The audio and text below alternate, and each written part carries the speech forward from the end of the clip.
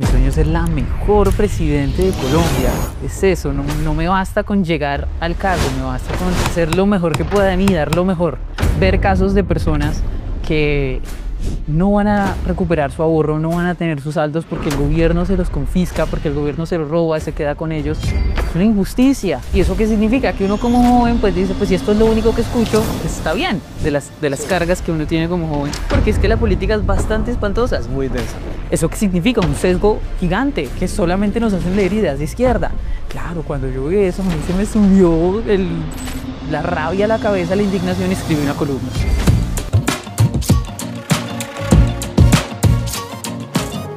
Hola, muchas gracias por estar de nuevo en un episodio de Colombia Futura. Hoy tengo a una persona muy especial que ha ganado una enorme relevancia en las redes sociales, entre otras cosas porque es muy joven. Ha hecho una batalla muy sobresaliente en el campo de las pensiones, en contra de la reforma pensional. Les hablo de mi amiga Jerome Zanabria. Hola, Jero, ¿cómo estás? ¿Cómo te va? ¿De cuánto no te veo, Julio? ¿Qué más, Jero? ¿Cómo has estado? Muy bien. Me parecía muy chévere que pudieras acompañarme en este podcast. Lo había pensado desde que lo comencé hace ya algunas semanas, porque pues es un podcast que se llama Colombia Futura. Y pues si alguien tiene futuro son los jóvenes y personas de tu generación. Voy a hablar como viejito, yo no soy tan viejito, pero de todas maneras tú tienes 19 años y tienes un gran futuro por delante en muchos temas y muchos nos preguntamos hasta dónde vas a llegar, seguramente hasta muy lejos, pero te quería preguntar precisamente por las personas, si hiciéramos como un ejercicio de descripción de las personas que tienen más o menos tu edad, ¿cuál sería tu evaluación? ¿Cuál sería tu visión sobre esas características generacionales? Yo creo que, bueno, primero, Julio, gracias por la invitación. Yo estoy aquí muy feliz. ¿Aquí? Con los de mi edad es difícil, Julio, porque depende. Entonces, por ejemplo, el grupo de jóvenes de mi universidad, que son un grupo, digo yo, de jóvenes con privilegio, digamos, estudian en la Universidad del Rosario y viven en regiones, pero están ahorita en Bogotá. ¿Qué cuánto vale un semestre en el Rosario? 25 millones de jurisprudencia. Pero mis amigas estudian 2 carreras, entonces no solo les vale 25 millones, son mucho dinero. Los costos de estar en Bogotá. Claro, porque no son de acá, mejor dicho, mucho dinero. Son personas muy pilas, muy preocupadas por el país, muy atentas por lo que pasa con la realidad nacional, pero son un grupo muy pequeño. ¿Por qué? Porque entonces ahora cuando yo hago el contraste con el vecino de mi apartamento del frente, que es una realidad muy diferente a la de mis amigas de la universidad, digamos, es un joven de estrato 2 en Bogotá, seguramente es una persona a la que no le interesa como quién es el presidente o qué decisiones políticas se están tomando, sino más bien está preocupado en sí mismo, en sus cosas. Y creo yo que este es el común denominador de mi generación, más bien son poco los jóvenes como preocupados por la Colombia futura, más bien son muchos los que dicen eso se resolverá después. Sí, claro. Entonces no es, digamos, no, yo veo mucho gente que dice, los jóvenes están tomando el país y los jóvenes son el futuro. Y digo, no hay tan buen futuro porque por lo menos 90% de mi generación no tiene ni idea políticamente dónde está parado, en qué situación está el país. Bueno, también uno podría decir lo mismo un poco de las generaciones pasadas. Claro. ¿Sabes? La juventud, pues es una etapa poquito, digamos, egoísta de la vida, de que con razón está uno construyendo No, yo no su les digo. identidad, su personalidad. Y seguramente estos jóvenes que hoy están así aislados o que no les interesa lo que pasa en el mundo, poco a poco se van a ir insertando como en la vida adulta y eso les va a traer otras preocupaciones y otros intereses a la cabeza, ¿no? Sí, seguramente, igual yo no los juzgo porque a mí me encantaría ser así. O sea, a mí me encantaría no preocuparme por las cosas que me preocupo, sí. Creo que uno se carga de los problemas, de las situaciones que son, se carga de eso y digo, hombre, tenía yo 18 años cuando empecé a cargarme con estas cosas, seguramente a los 18 podría estar haciendo cosas mucho más divertidas que estar preocupándome por las pensiones, por ejemplo. Sí, sí, quizá jóvenes que no estén preocupados por la política hoy, pero están pues desarrollando su talento y sus capacidades en otras áreas, Exacto. en la tecnología, bueno, en el arte, en tantas otras cosas. Hay otra, yo no sé si es un cliché o es una realidad, bueno, no creo que sea un cliché, eso está soportado en datos, que los jóvenes tienen una tendencia grande hacia las ideas de izquierda. Bueno, yo en mi caso personal es ese precisamente. Y yo creo que hay muchas razones, pero ¿cuál dirías tú que es la razón por la que estas ideas, no, digamos las ideas izquierdistas, socialistas o progresistas, como queramos llamarles, ¿no? El tema de la justicia social y todas estas cosas sean tan atractivas para jóvenes de tu edad? Es porque la izquierda enamora y la derecha no. Entonces la izquierda tiene todo un ámbito fuera de lo político o de las ideas políticas que generan amor para los jóvenes. Por ejemplo, la música. La música, que es algo muy usual para un joven, decir, no, estoy triste, voy a poner mi radio, mi música, me pongo a escuchar música, y tú te encuentras que el 50% de los artistas son abiertamente de izquierda y proliferan música, o sea, ideas de izquierda, tanto así que a mí me encanta la música de izquierda, y eso es muy bonito porque enamora. Entonces, por ejemplo, Protesta, sí, Silvio Rodríguez, Mercedes Sosa, Pablo, ese tipo de música es muy chévere escucharlo porque es como, es enamorar. Y además, no solo la música, sino que se tomaron toda la cultura, son muy inteligentes, porque los poemas, entonces tú abres un libro, por ejemplo, de Mario Benedetti, que es muy romántico, muy hermoso, pero te pasas la página y hay una oda al Che Guevara. O sea, ese tipo de cosas. Entonces, a los jóvenes nos han llegado, y creo yo que la izquierda nos tiene una ventaja a los que no somos de izquierda, una ventaja gigante, y es la cultura. Tomaron la música, tomaron la poesía, las series de televisión, los cantantes, mejor dicho, es chévere, es cool ser de izquierda. Yo creo que ya luego uno crece y se desenamora, pero O a veces no. o a veces no, sí, bueno, a veces no, pero la música para mí es muy importante. Es decir, si otras circunstancias de mi vida no pasarían, seguramente yo sería de izquierda por escuchar Silvio y esas cosas. Eso es casi una ventaja, digamos, estética. Y yo he escuchado a Milei que habla de que somos superiores estéticamente, éticamente. Yo no estoy tan seguro de eso, no creo tanto en eso, otras cosas por lo que dicen, ¿no? Ellos han construido como una estética de rebeldía, de frescura, que no, por ejemplo, Che Guevara, pues que es un personaje pues, de hace tantas décadas y todavía, digamos, sigue siendo un icono juvenil. Y lo va a seguir siendo. Y más si siguen existiendo camisetas con la cara del Che y ese tipo de cosas. Y más si en los colegios se siguen enseñando ideas marxistas. Ahí sí que toda la vida va a ser bien visto el Che. Bueno, ahí me das pie para que conversemos acerca de, a ver si ahorita regresamos al tema de tu generación, que me parece, pues, como muy interesante tu visión acerca de la gente de tus contemporáneos. Pero tú arrancaste hace, no sé cuánto, algunas semanas, meses ya, con un estribillo y un eslogan que es menos Marx, más Hayek. Cuéntame un poco y cuéntale, por supuesto, a quienes nos escuchan, por qué hay que leer menos a Marx y más a Hayek. Todo esto surgió por una clase en la universidad. Yo estoy estudiando historia también, no solo derecho, sino también historia.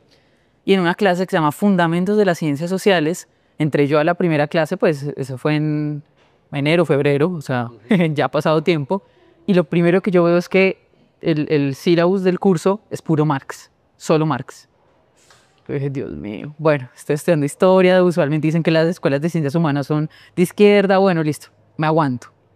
Una clase, dos clases, yo ya estaba desesperada y yo dije, ¿será que yo estoy exagerando? Entonces me traje una de mis amigas de derecho a mi clase de historia. Y vio esa clase, mejor dicho, pues fundamentos marxistas de, por ejemplo, que la herencia está mal, bueno, cosas así que no sé cómo, pero ¿dónde tiene la cabeza esta gente? Cuando ella vio eso, dijo, uy, no, esto está mal. Y yo dije, bueno, tal vez yo no estoy exagerando. Y me transporté a 2 años atrás, cuando estaba en el colegio. Que en el colegio, cuando yo estaba en noveno más o menos, tuve un profesor que era guerrillero de sociales. O pues por lo menos era muy afín a las ideas de la guerrilla porque cantaba música de la guerrilla en las clases. Eso se supo después, pero bueno, este señor nos enseñaba sociales y nos hablaba de capitalismo, o el curso era sobre capitalismo, uno de los trimestres, y nos puso a leer solo a Marx. No leímos a Adam Smith, no leímos nada para entender qué era el capitalismo desde los padres del capitalismo, sino qué es el capitalismo desde Marx. ¿Eso qué significa? Un sesgo gigante que solamente nos hacen leer ideas de izquierda. Claro, cuando yo vi eso, a mí se me subió la rabia a la cabeza, la indignación, y escribí una columna. Y en esa columna, que se llamaba Menos Marx, Más Hayek, yo relataba cómo en las aulas de clase están enseñando solo ideas marxistas o solo ideas afines a la izquierda y nada de las ideas liberales o de este lado. O sea, poca pluralidad. Muy poca pluralidad, por no decir que nula pluralidad. ¿Y eso qué significa? Que uno como joven pues dice, pues si esto es lo único que escucho, está bien, es en lo que creo. Y no solamente me pasó en el colegio, que era un colegio pues estrato 2, San Cristóbal Sur, al lado de mi casa, sino que me pasa en la Universidad del Rosario. O sea, esto no es algo de estratos, esto es general en la educación. Yo saqué eso de Menos Marx, Más Hayek, y bueno, el por qué más Hayek. Hayek para mí, que aquí está en el celular, no sé si se alcanza a enfocar más Hayek, pero para mí Hayek es el pensador de mi vida. Cuando yo me hice libertaria, cuando tenía 14, después de leer algunas cosas, empecé a leer a Hayek y llegó un gato a mi vida, a mi gatico, y le puse Hayek, hoy ya tiene 5 años, mi bebé. Hayek es para mí todo.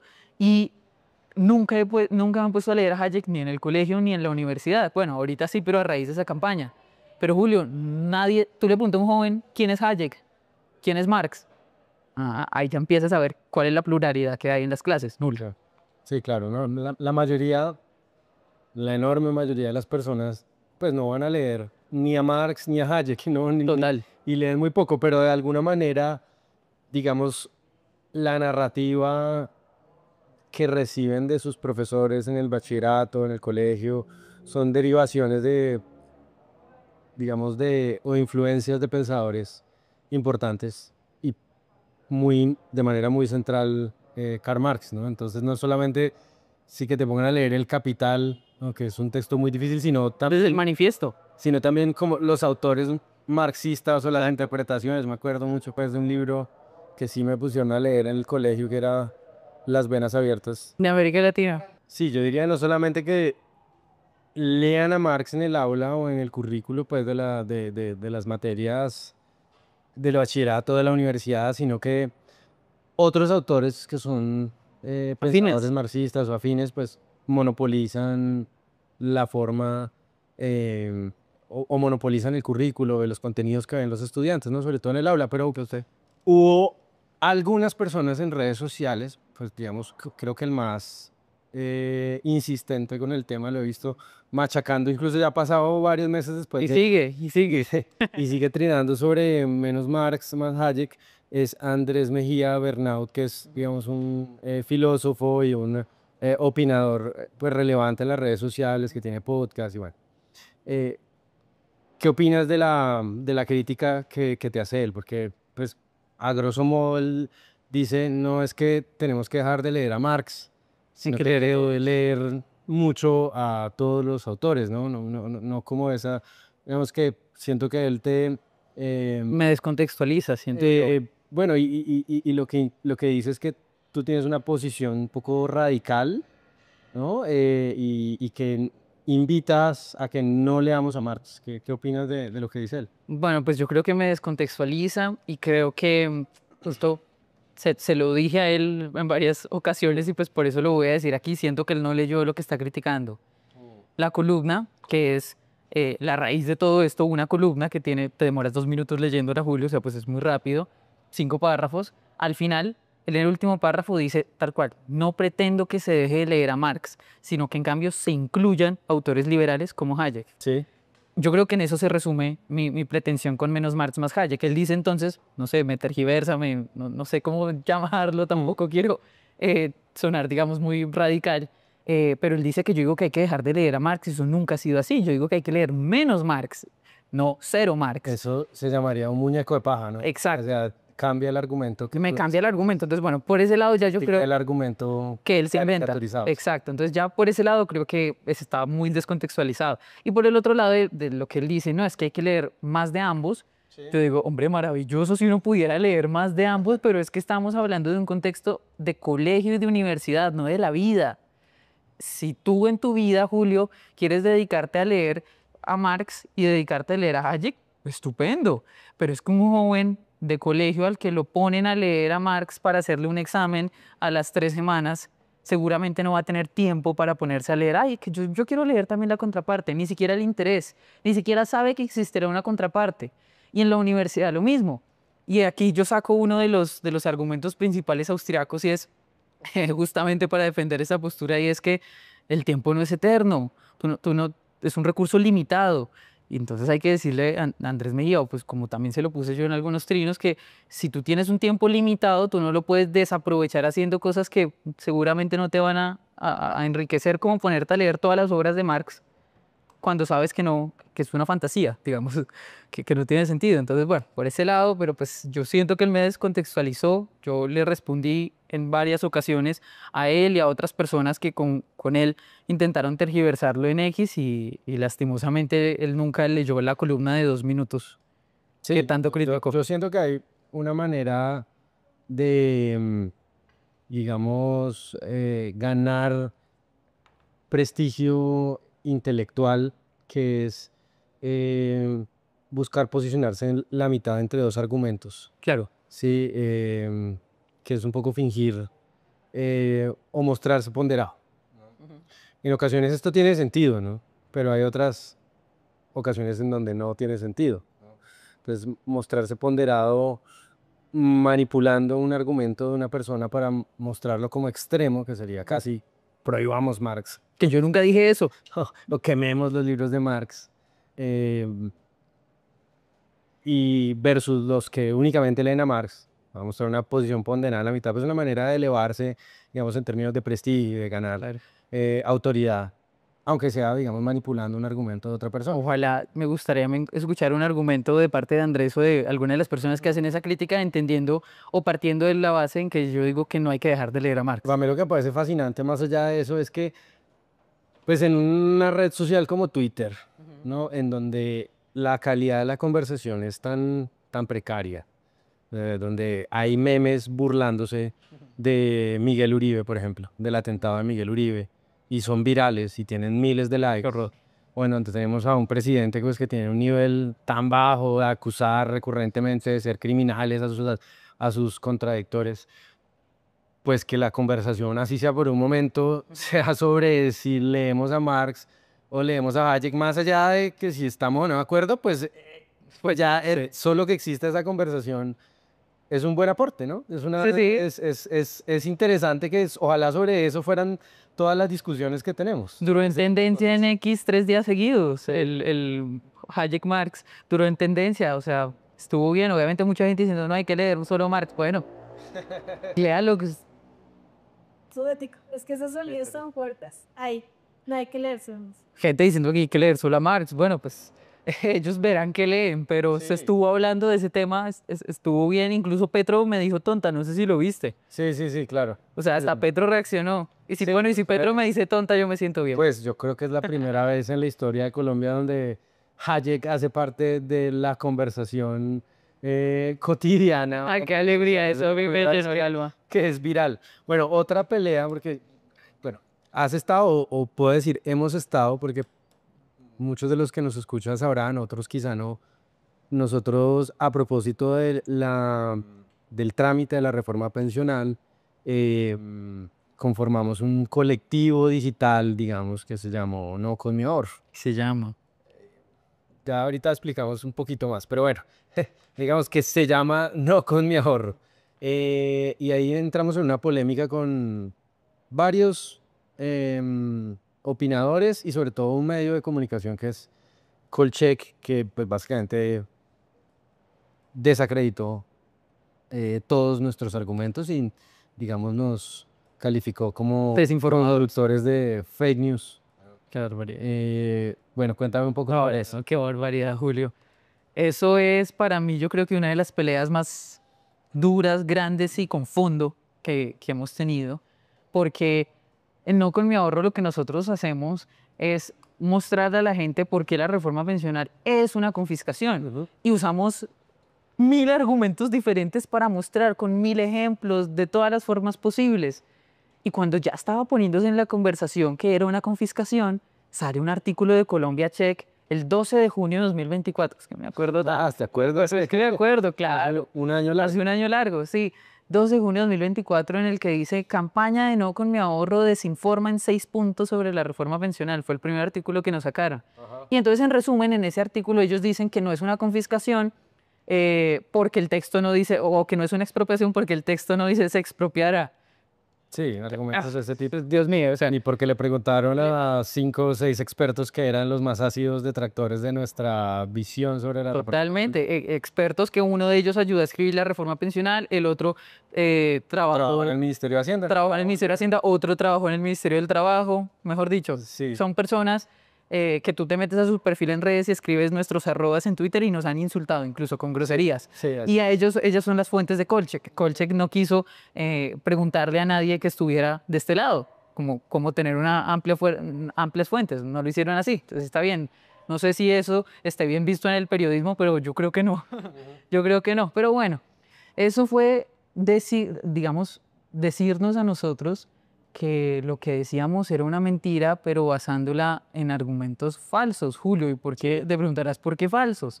Imagínense que uno de los argumentos que ellos usaban es que decían que esto del pilar semicontributivo, que son esas rentas vitalicias, ellos decían que no, que igual el dinero se heredaba. Que hay una parte tal cual en el artículo que dice que es falso que se va a quitar la heredabilidad.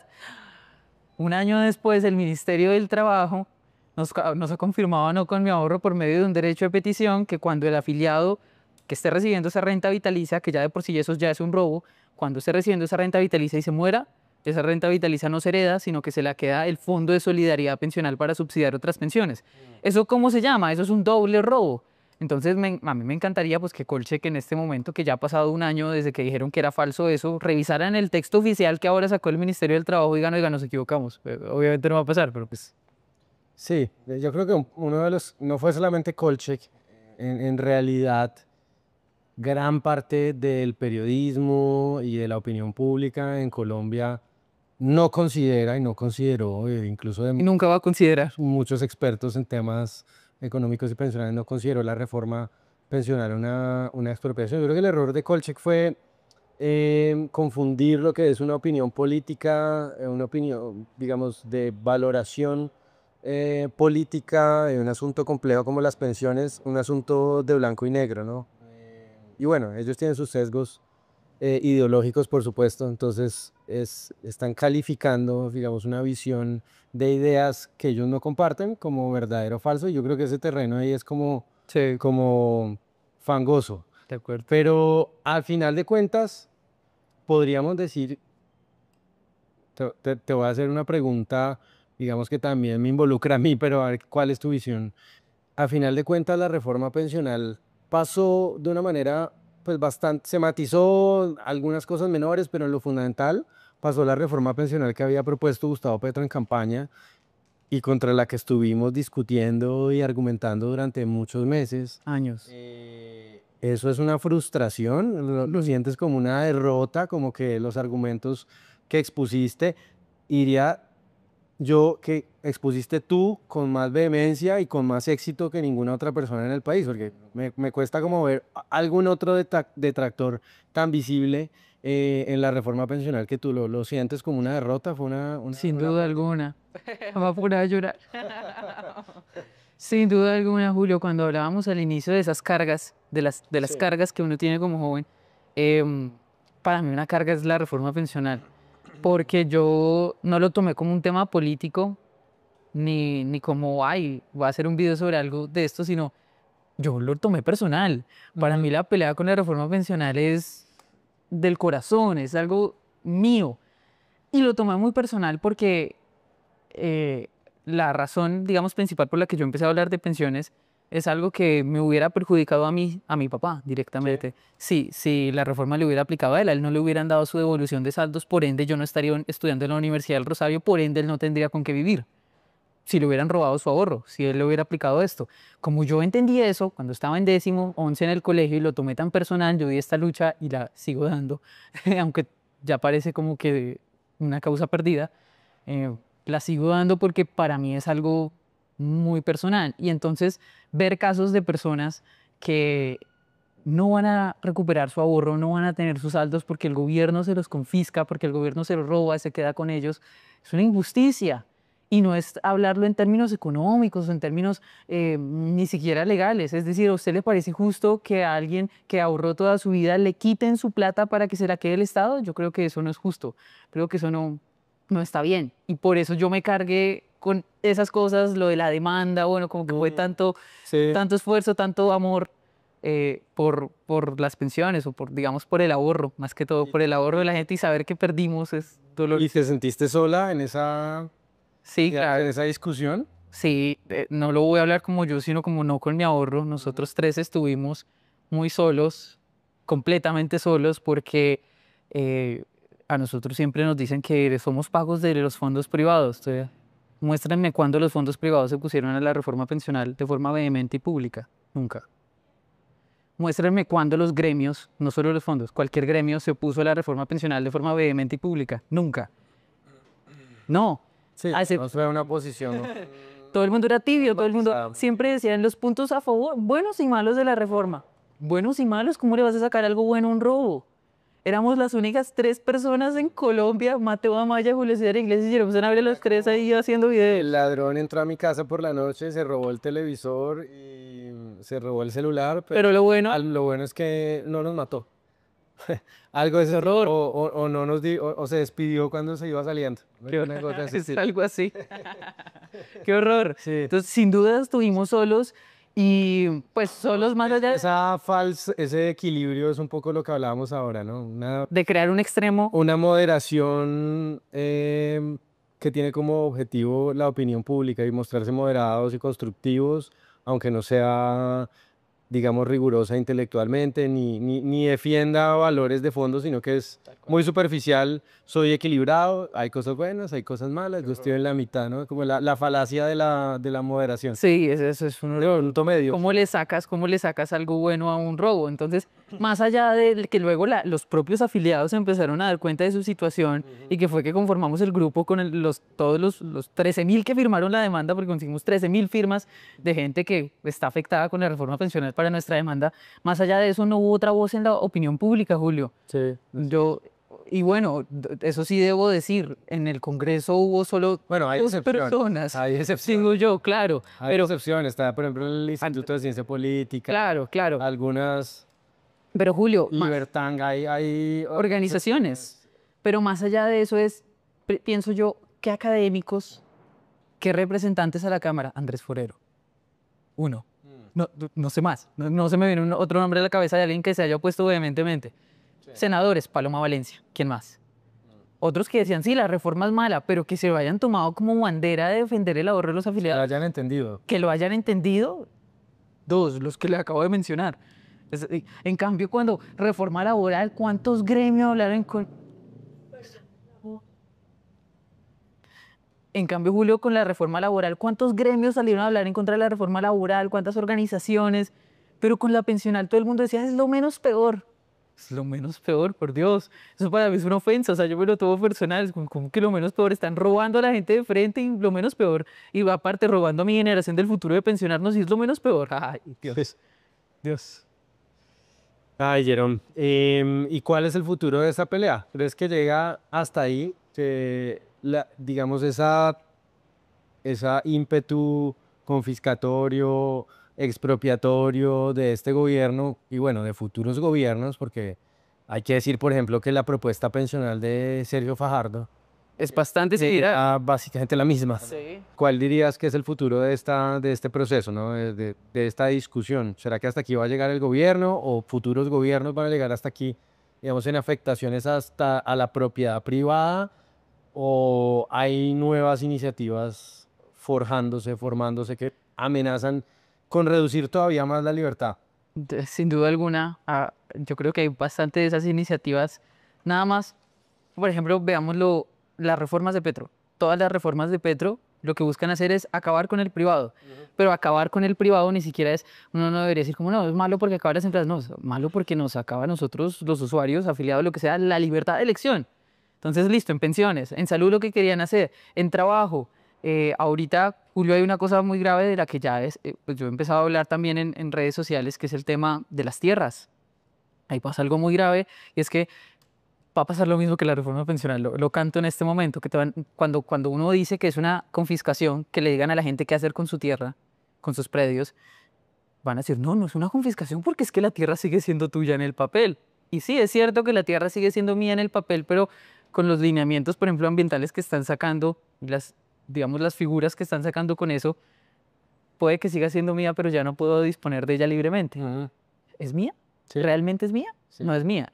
Y así con todos los temas. Pero entonces, para volver al tema pensional, Julio, yo creo que si no contamos con la suerte de que Petro salga o gente cercana a él se vaya del poder, creo que en muy pocos años vamos a ver una reforma ahí sí idéntica a la del 2008 en Argentina, que va a ser tal cual el stock, lo cogen y se lo llevan de una vez, no van a esperar a que la gente cumpla la edad, que es lo que están diciendo ahorita, sino que se lo cogen de una vez. Sobre todo porque que una de las bondades de la propiedad privada es poner límite a los políticos. Con esta reforma lo que logras es desmovilizar la oposición para que vayan por el stock. Si hay una segunda reforma que haga eso que dices, digamos, sencillamente usar el stock en medio de una crisis fiscal o cualquier escenario que no estamos muy lejos de eso, pues ¿cuáles son los incentivos para que haya otro movimiento similar a No con mi ahorro? Que, digamos, fue muy minoritario, hay que decirlo, pero ¿quién va a salir a defender una propiedad que en todo caso Ya no es nuestra. Exacto. No, no va a haber dolientes de la propiedad, ¿no? Ese es uno de los aspectos como escondidos, pero que, a ver, si van por el stock, ¿qué importa? Si igual me lo van a... Si nos lo van a quitar cuando cumpliéramos la edad pensional. No es tuya ya esa plata, digamos, ¿no? Exacto. Si la expectativa es certera de que te la van a quitar y que no la vas a poder disponer dentro de 20 años, pues el presente tampoco es tuya en realidad, ¿no? Entonces, Es Julio como una analogía que conversábamos hace un par de días de la rana, de cómo se cocina una rana. sí. Cuando tú cocinas una rana tienes que subirle la temperatura de a poquito, la vas haciendo más caliente y la rana no se da cuenta. Eso es lo que nos está pasando a nosotros. Cuando el agua ya está hirviendo, que nos quiten el stock, la rana ya no tiene nada más que hacer, se murió. La cocinaron. A nosotros no nos han subido un poquito, ya nos han subido un montón y nos dimos cuenta 3 personas y 2 grupos más. O sea, pero menos del 1% de los colombianos se dieron cuenta de eso. Hay tantas iniciativas que deterioran la propiedad privada que... Y es con todos los temas, Julio. Es, mejor dicho, yo no veo ningún futuro muy, para hablar de Colombia futura, Sí. yo no veo ningún futuro muy favorable a la propiedad privada. Y para mí, que la propiedad es la base, pues significa que no veo un muy buen futuro para el país. Lo que pasa y creo es que cuando uno habla de propiedad privada parece que estuviera hablando de los derechos y así, digamos, incluso en la literatura, en la opinión, esa es la manera de verlo, que la propiedad privada es un principio, es un derecho que principalmente atañe a los que tienen mucha propiedad, a los ricos. En los ricos, qué horror. Pero paradójicamente es al revés. ¿Cómo explicarle a la gente, a los jóvenes, que la propiedad privada es fundamental y es importante para los ricos, pero sobre todo para los que no tienen o que tienen muy poco? Yo, volviendo, digamos, al tema pensional, que creo que es la forma más sencilla de explicarlo, y es que la reforma perjudica sobre todo al pobre porque ya no lo deja ahorrar. Entonces, antes el pobre, la clase media, digamos, tenía la posibilidad de elegir qué hacer con su plata de que se iba a pensión, ahorrarla y con ello ganar unos rendimientos y que siguiera siendo suya. El rico, listo, cotizará pensión, pero además él tiene la posibilidad de inversiones en el exterior, de comprar acciones, de comprar Bitcoin, de propiedad, cosa que un pobre no, pues cuando un pobre puede hacer eso. La posibilidad que tenía el pobre de tener su propiedad era ahorrando. Ahora con la reforma le dicen, no, no señor, es que usted ya no va a ahorrar. A usted lo vamos a mandar directo a una pirámide, donde por supuesto que no hay ahorro, y si no hay ahorro, pues no es suyo. ¿Y qué va a hacer esa persona que gana un salario mínimo? ¿Cómo va a sacar algo más de ese salario mínimo para ponerse a comprar acciones? Pues eso no es posible. Entonces, a esa persona, al más pobre, es al que le están quitando la posibilidad de tener su propiedad. Sí, bueno, termina siendo convertido en otro impuesto más la cotización a pensiones. Tal cual. Básicamente es un impuesto más. Cambiando un poco, regresándonos al tema de tu generación digamos, a tu tema un poco más de tu proyecto personal. Una de las primeras veces que me acuerdo haber sabido de tu existencia, si no estoy mal, es una entrevista que te hicieron en El Tiempo y tú decías que tu sueño era ser presidente de la República. Ahí tenías, yo creo que 16 o 17 por ahí. 16. Y yo leí eso y dije, ay, esta niña tan arrogante. ¿En serio? Sí, como, bueno, son sueños un poco de infantiles, pensé yo en ese momento, te lo digo, pues honestamente. obviamente después de conocerte, de escucharte y de ver tu capacidad de explicar asuntos a la opinión pública, ahora creo que no es digamos, no es una fantasía, sino que eres una de las líderes de tu generación con mayor proyección hoy y no es para nada, pero para nada descabellado que llegues muy, muy lejos. ¿Todavía tienes ese sueño de ser Sí, presidente de Colombia? me encantaría, Julio, pues es un sueño que yo tengo desde que tengo 13 años. O sea, viene desde hace mucho. Pues yo estaba en el colegio y yo decía en el colegio, yo voy a ser presidente y todo el mundo se reía. Y los profesores se reían, y era como, bro, no vas a ser presidente, todo el mundo dice que vas a ser presidente. Sí. Pero yo siempre he creído que lo voy a lograr. Pero es que yo no, mi sueño no es ser presidente, mi sueño es ser la mejor presidente de Colombia. Es eso, no, no me basta con llegar al cargo, me basta con hacer lo mejor que pueda y dar lo mejor. Yo creo que es posible, sin embargo, es que ya, no con mi ahorro, que hemos dado luchas muy políticas, me he dado cuenta que el mundo político es bien espantoso. Espantoso creo que es la palabra. Para ti, fíjate lo curioso es que para alguien es un sueño, como para ti ser presidente de la República, para mí sería la peor pesadilla. Me cuesta entender, Jerome, por qué alguien quiere ser presidente, me parece terrible, pero bueno, Sí. No, lo entiendo. Y entiendo por qué te parece terrible, porque es que la política es bastante espantosa. es muy densa. Y tú no tienes vida privada o te inventan cosas o te atacan y eso que ni tú y yo ni nadie pues de los cercanos son políticos, digamos, Briseño.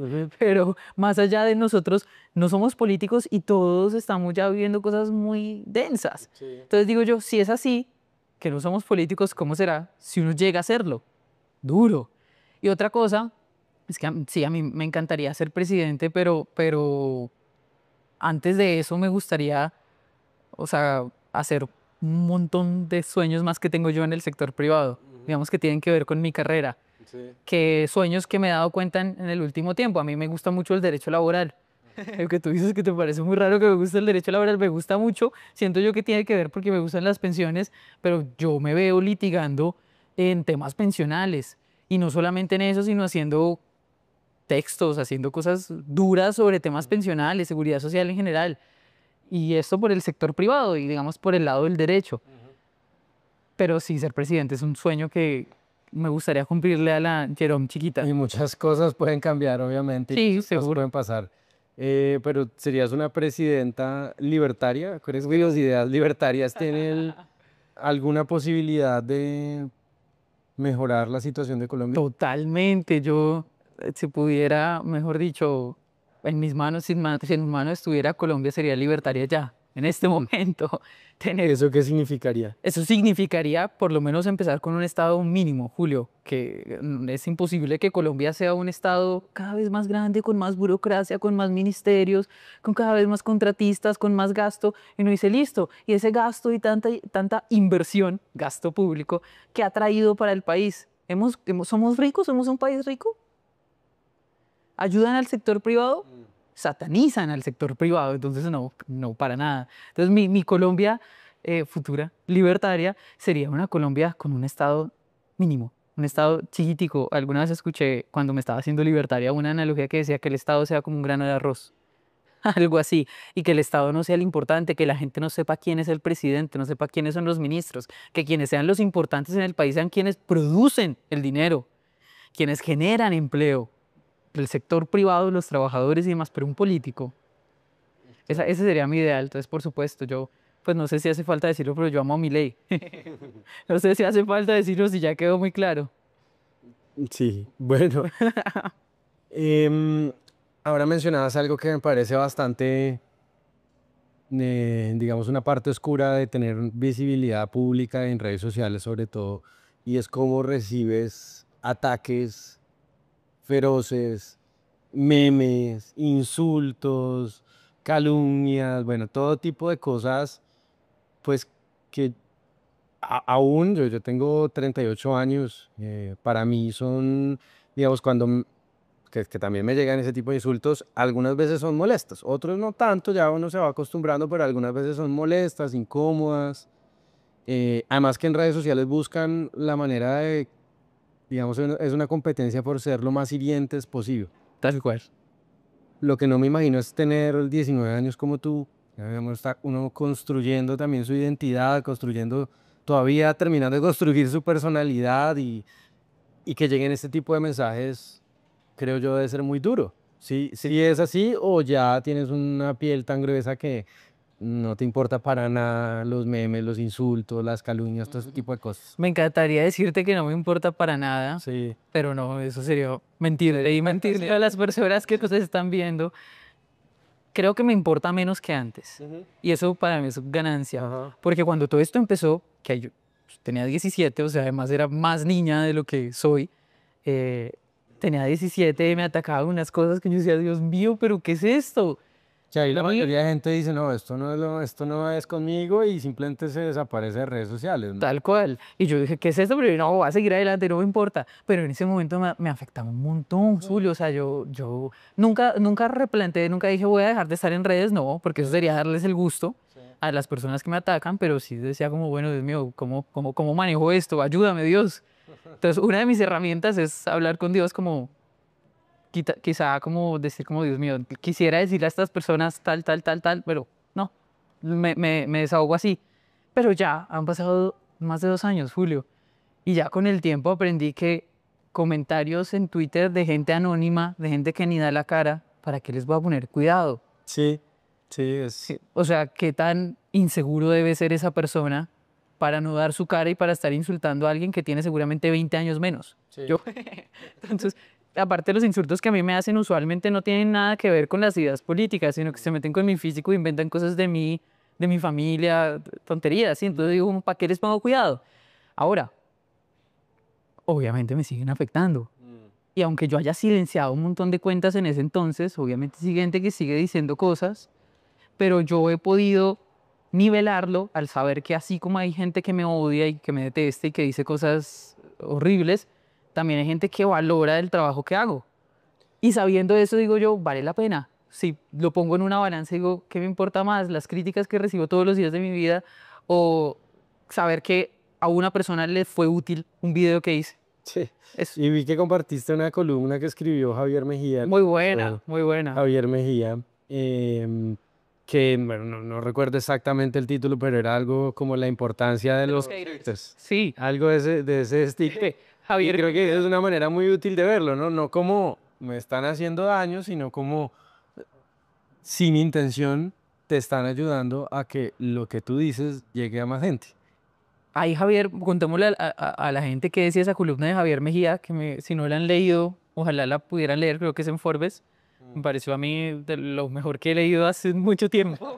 Sobre todo porque te toca mucho. Que yo Sí, no, yo también, claro, sí, es muy buena la columna. retweet. Ahí básicamente lo que explicaba el profesor Javier Mejía es que todos estos haters, que son gente evidentemente que no tiene tu postura política, al empezar a comentarte y comentarte, lleva tu trino, tu video a esa audiencia, a lugares a los que nunca pensaste que ibas a llegar. Sí. Y puede que llegue y a uno le resuene en la cabeza, oiga, lo que está diciendo esta vieja puede tener sentido, y lo que está diciendo esta vieja puede tener que ver conmigo. Ay, qué maravilla. Yo, bajo mis herramientas, yo nunca hubiera podido llegar a ese sector, pero gracias al hater lo pude hacer. Y aparte explicaba a Javier Medida que los haters se vuelven tus mayores fans, porque en todos tus trinos tienes el mismo comentario o a la misma cuenta diciéndote cosas. Entonces, se me hace, digamos a mí, que decía él y yo lo comparto, que es satisfactorio saber que hay una persona que dedica por lo menos una hora de su semana a estar pendiente de qué dijo esta. Sí. Qué maravilla, pues podría estar haciendo muchas cosas mejores que estar pendiente de qué hago yo, qué haces tú, cualquier persona y comentar ahí. Y también hay que decir que este fenómeno de los haters, bueno, de la gente que usa las redes sociales tal vez para menguar sus frustraciones, no es solamente contra la gente, o sea, los libertarios o la gente derecha o la gente que está en nuestro espectro de opinión, sino que también la gente de izquierda, que son relevantes Reciben. políticamente, reciben el mismo trato quizá de muchos de los que a nosotros nos apoyan y nos comparten en redes. Seguramente. Entonces es una doble cara. De hecho, yo diría que la presidencia de Gustavo Petro en alguna medida obedece al fenómeno que describe Javier, En su ¿no? Que es los haters de Gustavo Petro lo han ayudado también a que su mensaje haya llegado incluso más lejos. Que el ejemplo de Isamas, Incluso bueno, empezando por uno que no fue un ataque digital, pero fue el de Alejandro Ordóñez que lo destituyó de la Sí, alcaldía de Bogotá. lo impulsó, Lo impulsó muchísimo, pero lo mismo se puede hablar de las redes sociales. Entonces, sin duda. es una cosa muy rara de las redes sociales, ¿no? Atacar, sobre todo con argumentos malos, ¿no? Y con odio y con malas palabras y con todo esto, pues es no perjudica al quien recibe el ataque, sino que lo beneficia. Totalmente. Y ahora, otro cuento asunto. Como dice Javier, también a mí me da susto hablar de esto, de este fenómeno. Para que dejan de hablar de nosotros. Porque de pronto nos dejan de atacar, entonces tampoco es hablarlo mucho, era como Javier, porque baja esa columna porque no sabe, me encantó, pero mejor que nos encuentre. Si ustedes conocen a algún hater de nosotros, no le vayan a contar eso, sino que más bien sigan tirándonos hate. No le vayan a compartir el fragmento. Sí, por favor, no. De los haters. Otra cosa que yo he encontrado, ¿sabes? Es que los haters tienden a ser cobardes. Entonces, no, este tipo de expresiones de odio digital no se traducen en que en la calle te vayan a gritar, salvo un par de cosas en un par de ocasiones, pero la enorme mayoría de gente en la calle pues lo saluda a uno con amabilidad, incluso si uno se encontrara al hater de frente seguramente no diría nada y te saludaría normal. Entonces, seguro. Pues yo hay mucho- experiencias lo hay- solo he tenido dos, o sea, en la calle, ¿qué te pasó? dos. Una del concierto de Sabina, uy, que esa sí fue muy inesperada porque, bueno, Sabina era muy de izquierda y tiene canciones muy de izquierda y como ya lo conté al inicio, a mí me encanta la música de izquierda, entonces yo, por supuesto, estoy en conciertos de izquierda, pero pues yo estaba ahí con unos amigos. Sí. Y cuando ya se acabó el concierto, yo salí y estaba por la salida de la platea, es decir, de las boletas más caras, que esto es importante en la historia. Cuando sale un tipo joven, yo creo que de tu edad, con otro, y estaban medio... Prácticamente. Un niño, sí, un bebé. Estaban medio tomados. Y llevaba yo como 2 semanas de lo de Menos Marx Más Hayek. O sea, era muy reciente. Y el tipo viene, Julio, caminando hacia mí y algo gritó para llamarme atención. Entonces yo lo volteé a mirar y cuando yo ya vi que el tipo venía, o sea, se me pegó muy encima mío a insultarme, a decirme usted es una idiota o usted es una estúpida, algo así. Y yo me quedé así totalmente paralizada, mis amigos también. Y dice, Sabina leería más a Marx y menos a Hayek, deje la incoherencia. Y entonces como que el amigo como que lo empezó a correr y el tipo seguía caminando ya para allá, pero volteando, gritándome cosas. Eso fue para mí muy extraño. Cuando en un momento, en 2 segundos yo reaccioné y como que le respondí algo obviamente no grosero, sino como que, pero... Cada estar borracho, pues Sí, para decir eso. decir eso. Seguramente, La cobardía. pero lo que a mí me causa mucha gracia, entonces que porque yo hablo de que la boleta más cara, porque el señor estaba muy bien vestido, no se veía uñero, una persona seguramente muy estudiada, muy bien vestida, insultando a otra persona en la calle, Mm. ¿para qué? O sea, usualmente uno dice, es que la gente que no tiene educación suele ser más violenta. Estoy segura que este señor es muy educado, muy bien vestido, con dinero, que hace insultando a una persona 20 años menor que él en la calle. No, pues imagínate. Tus videos cada vez son más virales. Estábamos viendo tu cuenta de Instagram y algunos videos casi llegando a 2 millones de reproducciones. Qué alegría. Y hablando sobre unos temas que son bastante densos. Digamos, un contenido que no es fácil de vender, ¿no? No son story time que también has hecho de story times del documental y eso, pero en general son temas o la reforma pensional o temas que incluso son jurídicos como esto de las APAs y las APAs. ¿Cuáles crees que son las razones por las que tú logras llegar a ese público tan amplio y que es porque eres joven, porque eres mujer, porque no vienes, digamos, como diría el presidente Petro, de las oligarquías y de las élites oligárquicas de Colombia, sino que vives en un barrio de estrato 2? ¿O es la manera en la que dicen las cosas? ¿Qué tiene que...? Yo creo que el tema del estrato 2 sirve para quien lo conoce, pero es que seguramente el 90% de personas que están viendo este podcast y el 90% de gente que ve mis videos no sabe de eso. Porque pues yo no pongo fotos de mi barrio, de mi casa. O sea, quien sabe, sabe que yo vivo en San Cristóbal Sur y me encanta mi casa. Y que estudio en una gran universidad, pero porque estoy becada. Pero el resto de gente yo no creo que lo conozca. Más bien siento yo, Julio, que ha sido la No consistencia. quería quitarte mérito, ni mucho menos. Simplemente estaba no. planteando No, como elementos. Bro, yo siento que ha sido la consistencia en hablar de, por ejemplo, el de pensiones, que el de pensiones tiene 1.900.000 a menos de una semana publicado 1.900.000 de vistas en solo Instagram. Es la consistencia, que el hecho de que hayamos sido solo nosotros los que hayamos hablado de eso nos convirtió en la cara de las pensiones. Eh, y saber que yo no hablo, por ejemplo, en ese video estoy mostrando una evidencia, no hablo en una ideología de la reforma es mala porque ideológico. No, miren lo que me acaban de decir, miren lo que descubrí tras escribir un derecho de petición. Sí, eso es como, yo creo que a las personas, digamos, la audiencia le gusta eso, que uno no se quede solo en el discurso, sino que ya pase a hacer cosas más que tengan que ver, digamos, con acción. Eso por un lado. Por el otro lado, la razón por la que yo empecé a hablar de pensiones es porque me di cuenta que tenía una facilidad de explicar estos temas.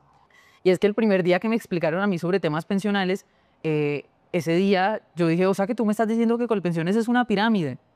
Me dijeron, sí, perfecto. Y ya, como yo dije, ay, yo entendí esto muy fácil, pues voy a explicarlo muy fácil. Y así ha sido y así he intentado explicarlo en otros temas que a mí me gustan, digamos, esa facilidad. Pero pues no me queda muy bien a mí decir que explico fácil, sino más bien preguntarle a la gente que ve mis videos, ¿usted entiende fácil? Y cuando alguien me dice que me entendió, es como, Dios mío, es mi victoria, es mi satisfacción.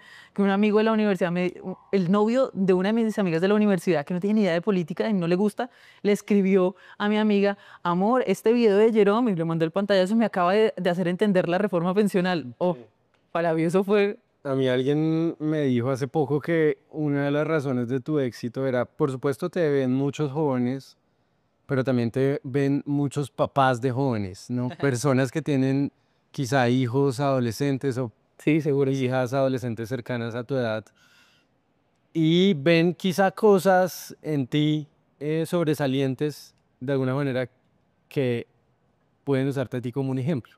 Es que eso es ¡Qué horror! Me da que pánico. la señora puede decirle a, no sé, te voy a poner un caso, pues, de un estereotipo al adolescente que no quiere estudiar, que no quiere trabajar, que está en la casa, que se emborracha todos los fines de semana o que quizás está consumiendo drogas, pues que alguien de su edad esté haciendo cosas un poco que generalmente son ajenas a las personas de tu edad, ¿no? Participando en espacios, hablando de cosas que no son usuales. ¿Crees que hay algo de eso también? Podría ser, pero me da pánico y me causa horror. Porque digo, ¿cómo reacciono yo si mi mamá me saca? Vea, ella sí, ella... ay, ¿No te gusta ese no. ser un ejemplo? No, o sea, porque digo, ¿qué pasa si mi mamá a mí me saca? Vea lo que hace esta niña. Obviamente no lo hace porque pues no. Pero si mi mamá hiciera eso, yo le cogería fastidio a esa niña. Pues no, los papás, si ustedes hacen eso con sus hijos, no lo hagan porque sus hijos me van a odiar. Por favor, no lo hagan. Y bueno, y si has pensado en, bueno, ¿qué le recomendarías? Obviamente, pues, Al joven. no es nadie, qué le dirías a ese joven? Porque lo que sí yo veo, digamos, diferencial, si se quiere, pues como en el ánimo, en el espíritu de esta generación y en ti, que eres, obviamente eres una persona distinta, que sobresale, tiene que ver con el interés, ¿no? Como con lo que has hablado mucho de eso de la pasión. Yo siento que es una causa y yo obviamente puedo estar equivocando y puedo tener muchos sesgos y estereotipos y todo, pero siento que los jóvenes de esta generación son un poco apáticos en general, ¿no? Son como muy ensimismados, apáticos del trabajo, de la vida, no solamente de temas políticos, estoy hablando en general de todo. ¿Qué les podría decir a ellos o a sus papás de, hombre, Al joven, yo creo directamente, al papá que no fuerza al niño a hacer nada, al joven a hacer nada, porque no hay cosa que más nos molesta a nosotros los adolescentes que los papás nos digan, haga tal cosa. sí, Me causa a mí, mis papás van a ver esto y van a decir, de razón es que ella no hace eso. Sí, porque no me digan qué tengo que hacer, ¿verdad? Y porque todos los jóvenes somos así, no me digan qué tengo que hacer. Entonces, si no me digan qué tengo que hacer, papás, tratemos de meternos lo menos en las decisiones muy de los jóvenes. Y en el jóvenes, a mí me pasa mucho también, hay personas que dicen, no, pero tú te ves muy feliz con tu carrera. Julio, yo he tenido mi crisis de carrera, pues tú sabes, personas muy cercanas lo conocen. Yo, ¿será que el derecho sí es para mí? ¿Será que yo sí? Y entonces, ¿qué he hecho yo para decir, sí, es lo mío? Uno, decir, es mi pasión. Yo hago todo con amor. O sea, las cosas de las que yo hablo y de lo que yo sigo, todo es con amor. Yo digo que yo estoy enamorada de Nacional, enamorada de las pensiones, enamorada de mi universidad, porque fue un sueño entrar ahí, o sea, una bendición. Entonces, yo sé que todos los jóvenes estamos enamorados de lo que nos guste, de nuestra música o de lo que sea. Y si no estamos enamorados aún es porque no lo hemos descubierto qué es lo que nos mueve el alma, pero ensayo y error uno lo encuentra. Y si uno se dedica a hacer eso que uno ama, así al papá no le guste, no sé, ser músico, y el papá dice que no, hombre, es lo que a ti te mueve, seguramente vas a ser el mejor.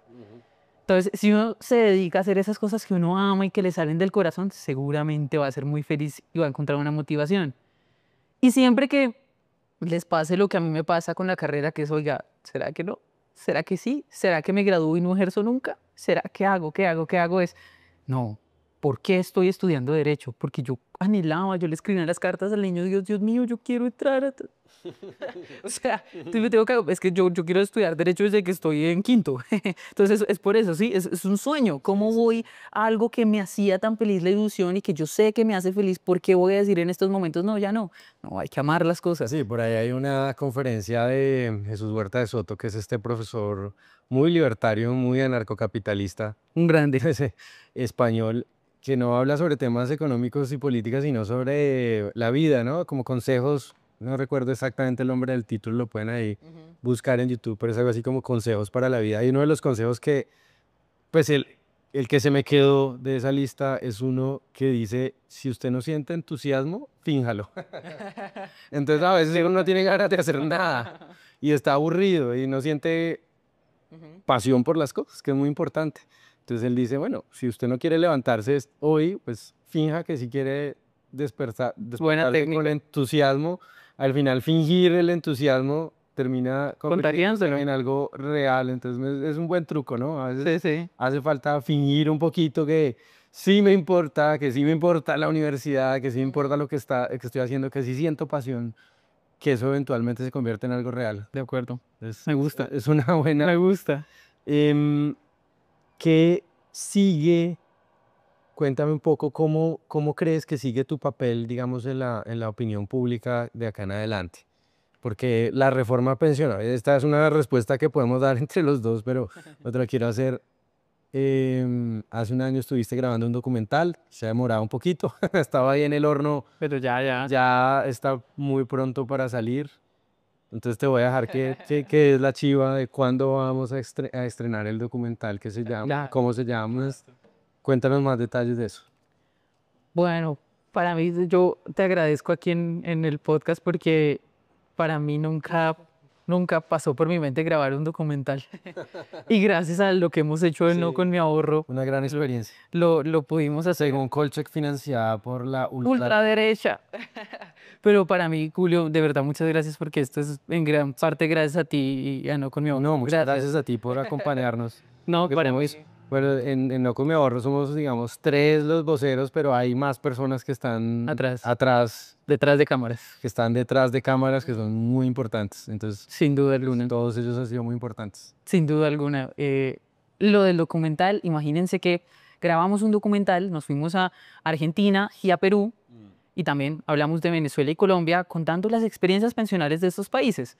Yo necesitaba entender por qué a los jóvenes de mi generación justamente los habían dejado, y aquí les voy a dar el título del documental, Sin permiso para envejecer.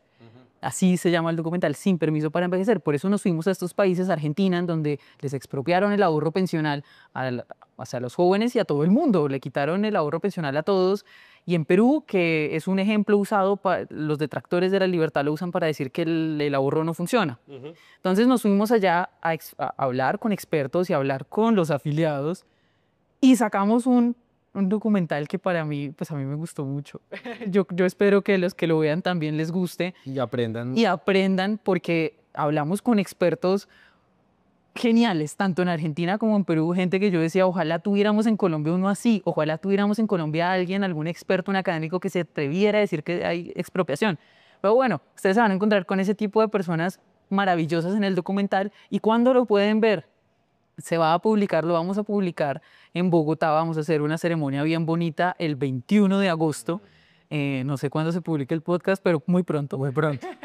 Será el 21 de agosto, es muy pronto, o sea, ya tenemos fecha y poder ver en pantalla grande el resultado de todo el trabajo de No con mi ahorro, porque así veo yo el documental. El documental es como el cierre de esta lucha a favor del ahorro de la gente. Entonces ojalá les guste, ojalá se sientan identificados, pero sobre todo ojalá aprendan así como yo aprendí hablando con los expertos. Y ahí un poco vamos eso es un poco cliché lo que voy a decir, pero lo de No con mi ahorro fue un punto de partida porque pues las defensas de las libertades y en el núcleo de la defensa de las libertades está la defensa de la propiedad, no se acaba, digamos, con esta Con el ahorro pensional. derrota muy parcial, ¿no? Hay muchas otras formas de propiedad que están bajo amenaza, muchas otras iniciativas muy peligrosas y hay que seguir trabajando, ¿no? Entonces es que sea un punto de partida, ese día vamos a comentar un poco en qué vamos a seguir, va a ser chévere también porque vamos a lanzar nuevas iniciativas y nuevos proyectos para continuar con esta, digamos, con esta defensa de la propiedad. Vamos a tener también